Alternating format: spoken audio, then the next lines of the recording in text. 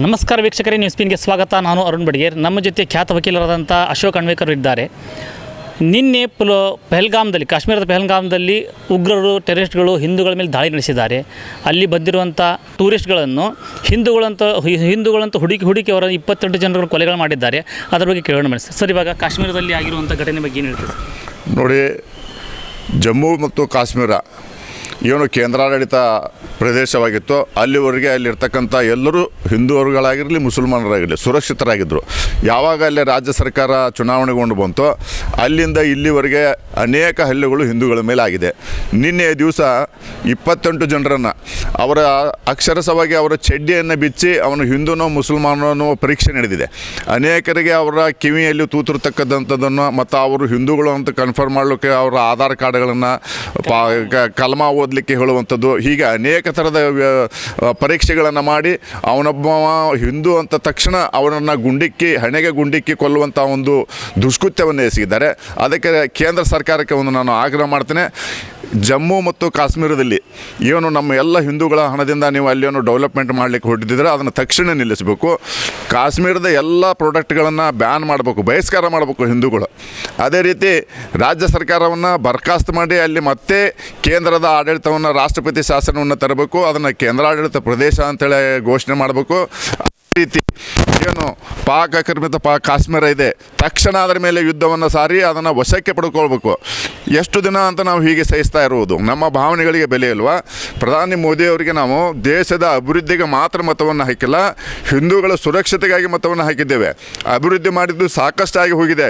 ಹಿಂದೂಗಳ ಸುರಕ್ಷತೆಗೆ ನೀವು ತಕ್ಷಣ ಕ್ರಮವನ್ನು ತೆಗೆದುಕೊಳ್ಬೇಕು. ಅದೇ ರೀತಿ ಪಶ್ಚಿಮ ಬಂಗಾಳದಲ್ಲೂ ಕೂಡ 70% ಇರ್ತಕ್ಕಂಥ ಮುಸಲ್ಮಾನರು, 30% ಇರ್ತಕ್ಕಂಥ ಹಿಂದೂಗಳನ್ನು ಒಕ್ಕಲೆಬ್ಬಿಸಿದ್ದಾರೆ. ಹಾಡು ಹಗಲೇ ರಸ್ತೆ ಮೇಲೆ ಅಪ್ಪ ಮತ್ತು ಮಗ ಹಿಂದೂಗಳನ್ನು ಕೊಗ್ಗಲೆಯನ್ನು ಮಾಡಿದ್ದಾರೆ. ಅಲ್ಲಿರ್ತಕ್ಕಂಥ ಹಿಂದೂಗಳು ಭಯದ ವಾತಾವರಣ ಜೀವನವನ್ನು ಮಾಡ್ತಾ ಇದ್ದಾರೆ.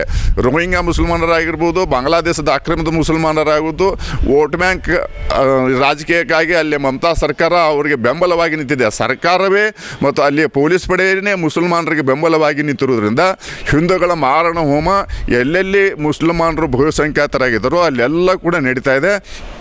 ಅದಕ್ಕೆ ಪ್ರಧಾನಮಂತ್ರಿ ಮೋದಿ ಅವರಿಗೆ ನಾವೊಂದು ಆಗ್ರಹವನ್ನು ಮಾಡ್ತೇನೆ. ಎಲ್ಲ ಪ್ರದೇಶಗಳಲ್ಲಿ ಹಿಂದೂಗಳ ರಕ್ಷಣೆಗೆ ನೀವು ಸೂಕ್ತ ಕ್ರಮವನ್ನು ತೆಗೆದುಕೋಬೇಕು. ಮಮತಾ ಸರ್ಕಾರವನ್ನು ಕೂಡ ನೀವು ವಜಾಗೊಳಿಸಿ ಅಲ್ಲಿ ರಾಷ್ಟ್ರಪತಿ ಆಡಳಿತವನ್ನು ತರಬೇಕು ಅಂತ ಆಗ್ರಹ ಮಾಡ್ತೇವೆ. ಇಂಥ ಘಟನೆಗಳು ಮುಂದೆ ಮರುಕಳಿಸ್ತಾ ಹೋದರೆ ಹಿಂದೂ ಸಮಾಜವು ಕೂಡ ಅದೇ ಮಾದರಿಯಲ್ಲಿ ಉತ್ತರ ಕೊಡಲಿಕ್ಕೆ ಸಿದ್ಧವಾಗುವಂಥ ಪರಿಸ್ಥಿತಿ ನಿರ್ಮಾಣ ಆಗ್ತಾಯಿದೆ. ಸರ್, ಈಗಾಗಲೇ ಹಿಂದೂಗಳ ಮಾರಣ ನಡೆದಿದೆ ಸರ್. ಕಾಶ್ಮೀರದಲ್ಲಿ ಕಾಶ್ಮೀರಿ ಪಂಡಿತರ ಮಾರಣ ನಡೆದಿದೆ. ಅದೇ ಥರ ಪಶ್ಚಿಮ ಬಂಗಾಳದ ಮುರ್ಷಿದಾಬಾದಲ್ಲಿ ಹಿಂದೂಗಳೆಲ್ಲ ಒಕ್ಕಲೆಬ್ಬಿಸಿದ್ದಾರೆ.